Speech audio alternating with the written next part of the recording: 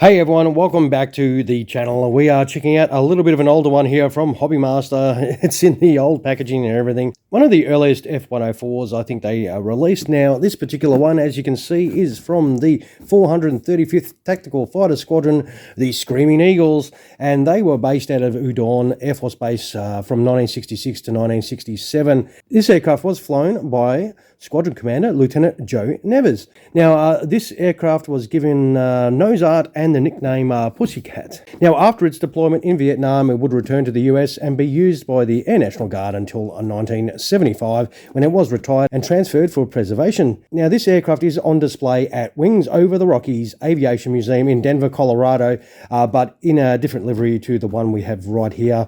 Now, all right, enough yapping on my behalf. Let us check out this great-looking 104. It is in definitely the older packaging, and there is that beautiful-looking Vietnam-era 104 that we need to get out of the box. So, yep, Chris, shut the hell up and open the bloody box. I hear you all say, let's do that right now. All right, I did obviously buy this second-hand. So if you do want one of these, you're going to have to do the same thing as me. It does come with the usual stand, of course, and that is it all put together. It's all plastic. Now let us get this open so we can check out this Pussycat. It does have the usual accessories. The good thing is it does have two pitted tubes if you do happen to lose one to the carpet monster.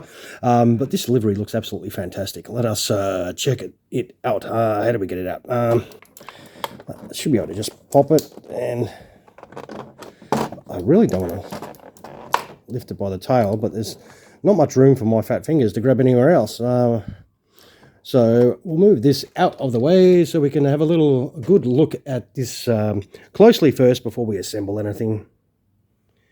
Check out that. That is some beautiful paintwork on there. The panel lines look really nice. Look, if anything, if you're going to be fussy, the gap there is noticeable. But there's the livery there. A little, geez, that pussycat does not look very healthy at all. Boy, that is like one sick cat. We'll move it along this side and have a little look. So it's got all the emergency markings. It does have a lot of nice markings on there. Some great detail. The livery is fantastic. I love this sea camo. It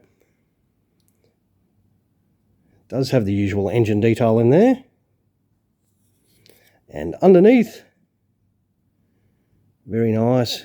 Does look to almost have that little bit of inking through there like the earlier models tended to do. And I think this does present really well. That's, yeah.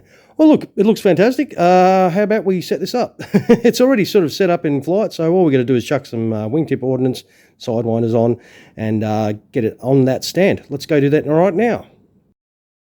Alright, here we have it set up for in flight, very straightforward. Two wingtip tanks, goes on really nicely. The sidewinders go on perfectly. Everything fitted on nicely, and that is how your sweet looking F-104C is going to look, and it does look stunning. It is a very great representation of the F-104 by Hobbymaster, and of course, stand-wise, to put it on the stand, yep. Without modifying the stand, apparently you can modify the stands to get it to fit, but if you're doing straight out of the box, you do have to remove your lovely pair of sidewinders just so you can stick your model on the stand. That is it does get annoying, I reckon, for you in flight, guys. For me, I don't have that issue because I'm a gear down displayer, so... But that is how your beautiful model is going to look on the stand, and that does look absolutely sweet, doesn't it?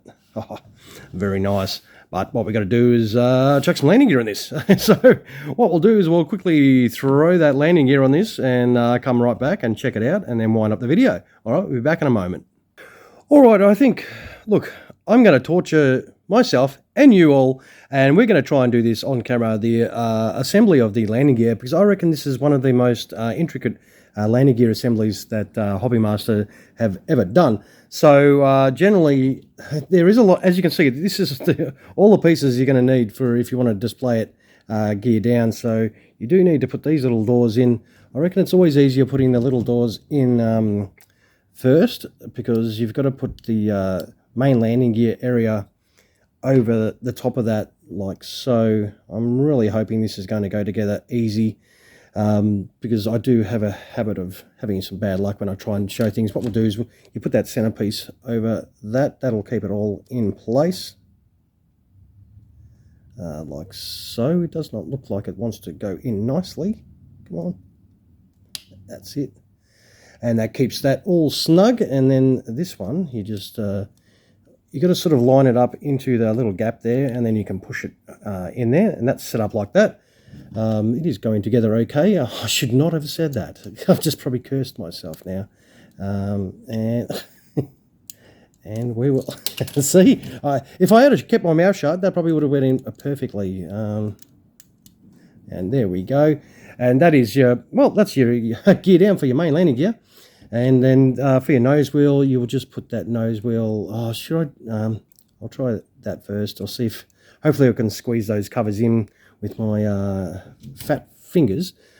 So they are quite small, as you can see. And we'll try and put that in. And that is really easy, straightforward. Yep, beautiful. Whew. It's going together. And then you can put your sidewinders back on, which is always great. And that is gear down. I did manage to do it on camera. Wow. I did amaze myself then. And of course, let's have some more fun. That is the inside of the cockpit there. It does have some great gauge detail. If we can, I'll zoom in a little bit for you so you can actually see some of that. That looks awesome, doesn't it? Yeah. And, well, we just got to put their little bits in. Hopefully this will go in nicely. And then you just put your rear piece in. And that is like that. That looks cool.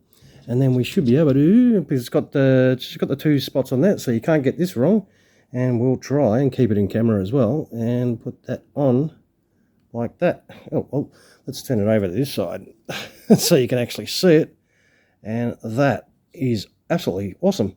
Looks great. And that does look, that mangy cat, that looks awesome. And that is all set up. That is, well, look at that gauge detail. Yeah, that's awesome. It's relatively straightforward. If I can do that looking through a phone, it's not too hard then. It's just a little fiddly. There's a lot of parts, and with my goddamn fingers, I was surprised I actually did this without too much mucking around. So, but that does look absolutely sweet.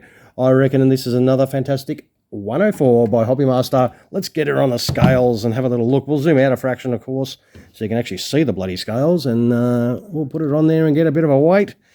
She is not a hefty girl. She is only 142 grams, but these are not exactly huge aircraft, the old manned missile.